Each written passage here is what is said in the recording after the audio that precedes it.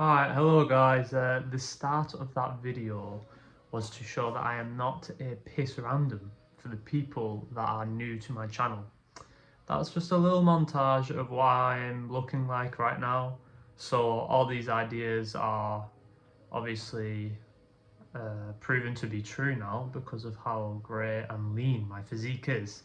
Anyways, let's get started with the video. So I think the title is going to be called Intuitive Training.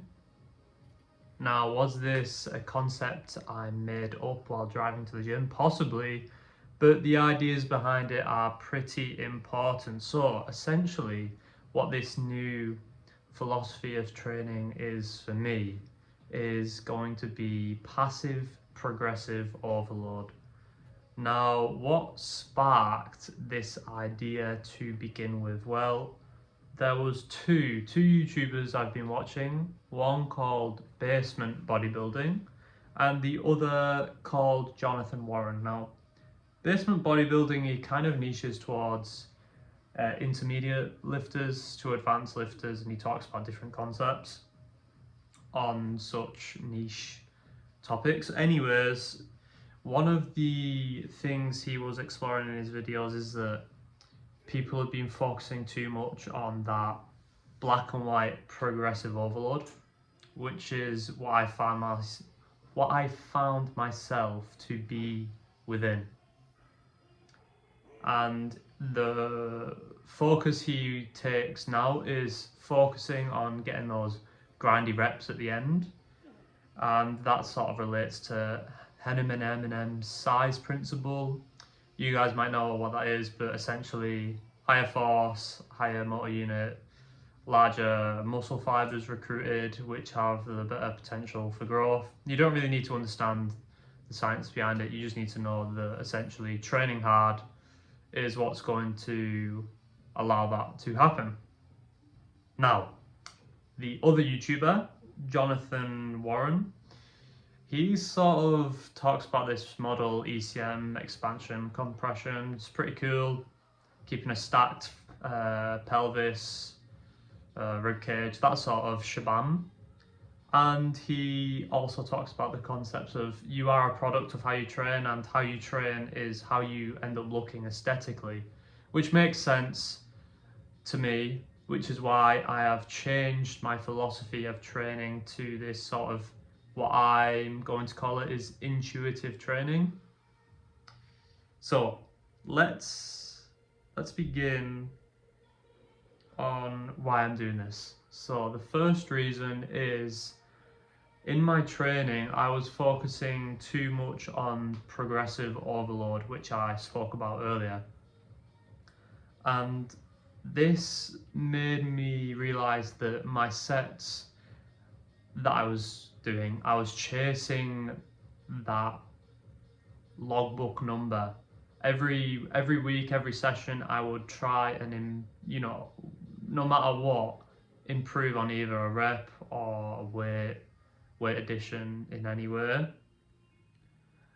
And with this happening, it's incredibly hard to maintain your form when you're doing this. So let's say you're doing chest press. Actually, no, let's say you're doing lat pull down like I am right now. I used to do 105 kg on this machine. Now, the form, I might put a comparison actually of the form. It's definitely a lot different. The control, the way I'm actually executing the movement, how my torso is stacked on top of my body, the way my ribs flare. It's incredibly different. And you also get that really mind-connected feeling, which I'm going to go on to later.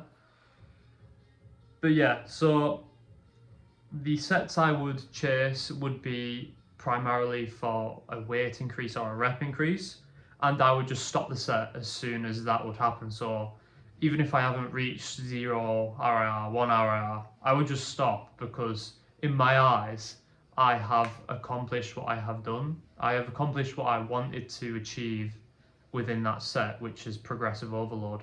So no matter how hard I was trying, I would just stop the set. And I've come to realize I don't really like that style of training. It just feels shit. So that's my first reason. The second reason is my progressive overload based on it is, yes, that's the second reason.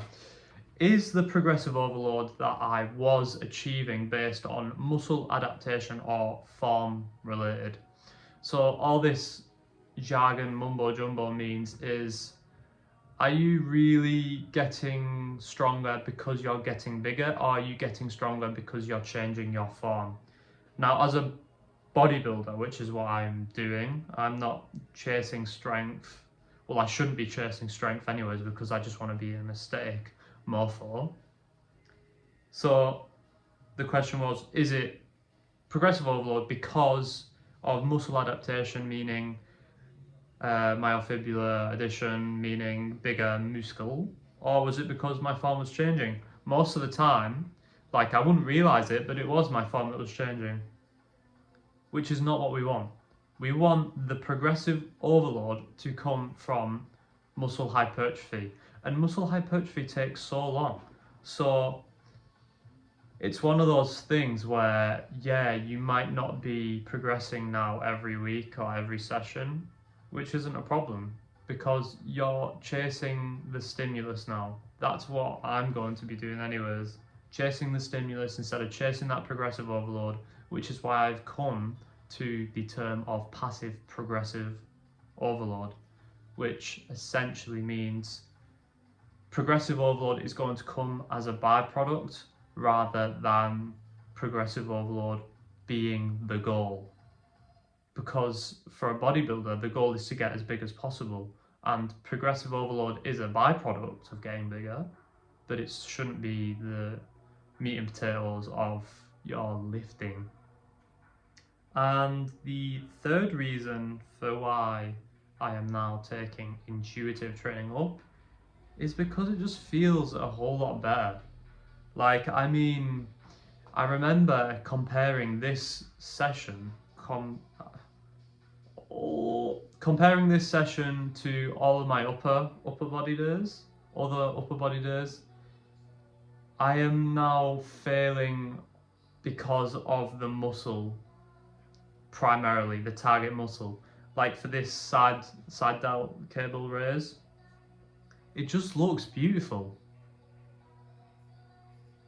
Like everything about it, I'm stacked. The tempo is brilliant. You can see I'm not trying to crunch my trap into my yeah. Just the form looks great. It feels better on the joints, and you feel the pump. Now the pump isn't obviously a direct sort of stimulus, hypertrophy, reason to grow, but it's a good indicator that you are hitting the target muscle. And I sort of lost that feeling when I started chasing progressive overload primarily, because I just wanted to increase the weight, and like I wouldn't care how it felt, just wanted to make the weight go up.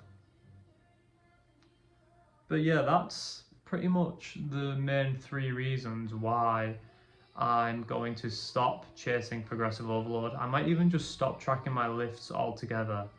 It'll be in the back of my mind, obviously, because you can't just stay on the same weight and expect to get bigger. That's not how lifting works. But to reiterate my points, first point was focusing too much on progressive overload and found that my sets would stop after I progressed in any way, which isn't really hard training anymore. It's just getting that addition to the logbook.